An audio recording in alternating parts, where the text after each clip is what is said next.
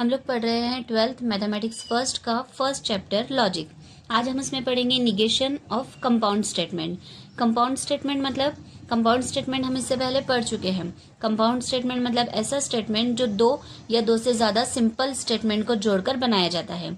और वो स्टेटमेंट किसके ज़रिए जोड़े जाते हैं? एंड, और, इम्प्लाइज, डबल इम्प्लाइज या फिर निगेशन।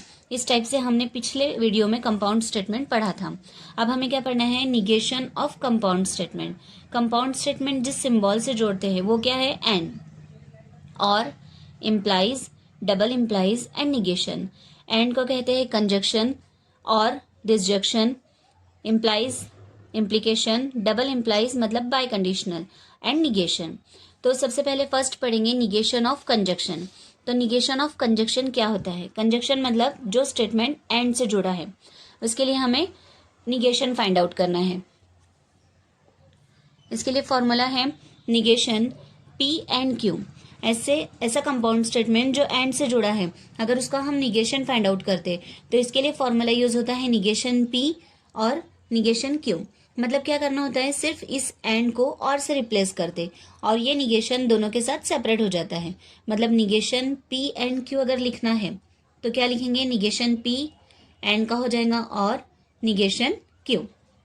ये हो गया कंजक्शन। डिसजंक्शन मीन्स और। अगर हमें और के लिए निगेशन लिखना है तो इसके लिए फॉर्मूला है निगेशन P और Q। मतलब निगेशन P और का क्या हो जाएगा? And, negation Q। सिमिलरली इसी तरीके से बिल्कुल कि निगेशन P एंड Q को क्या लिखे हमने? निगेशन P और निगेशन Q। तो और के लिए क्या हो जाएगा? Negation P and negation Q। Third है निगेशन ऑफ निगेशन। अगर हमें निगेशन का निगेशन लिखना है तो उसके लिए आता है निगेशन निगेशन P।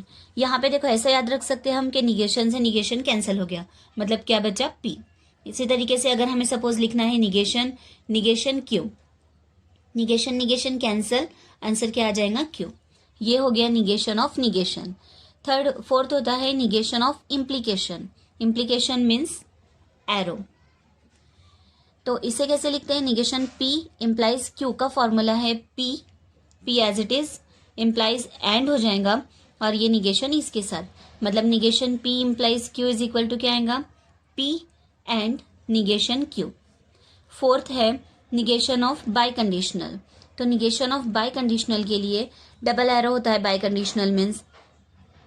तो negation P double implies Q, इसको लिखते टाइम ऐसा लिखेंगे P एंड निगेशन Q और Q एंड निगेशन P।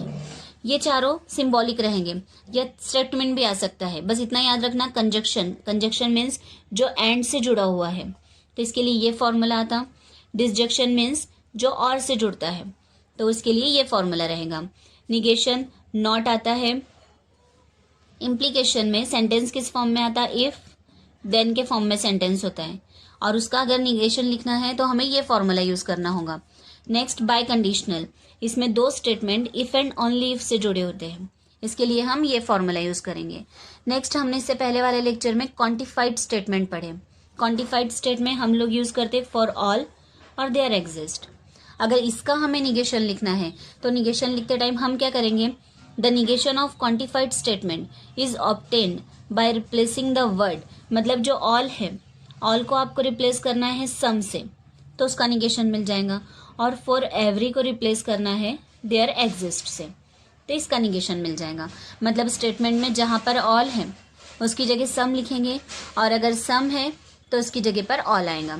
इसी तरीके से अगर फॉर एवरी है तो उसकी जगह देयर एग्जिस्ट आएगा और अगर देयर एग्जिस्ट है तो उसकी जगह फॉर एवरी आएगा।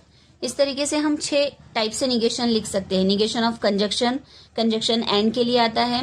निगेशन ऑफ डिसजंक्शन जो कि और के लिए आता है। निगेशन ऑफ निगेशन नॉट के लिए होता है। Negation of implication if then वाला sentence. Negation of biconditional if and only if and negation of quantified statement. इन सब के लिए इस टाइप से फॉर्मूले हैं। और क्वांटिफाइड स्टेटमेंट में हमें क्या करना है?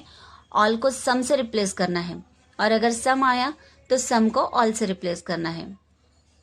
फॉर एवरी देयर एग्जिस्ट से रिप्लेस होगा और देयर एग्जिस्ट फॉर एवरी से रिप्लेस होगा।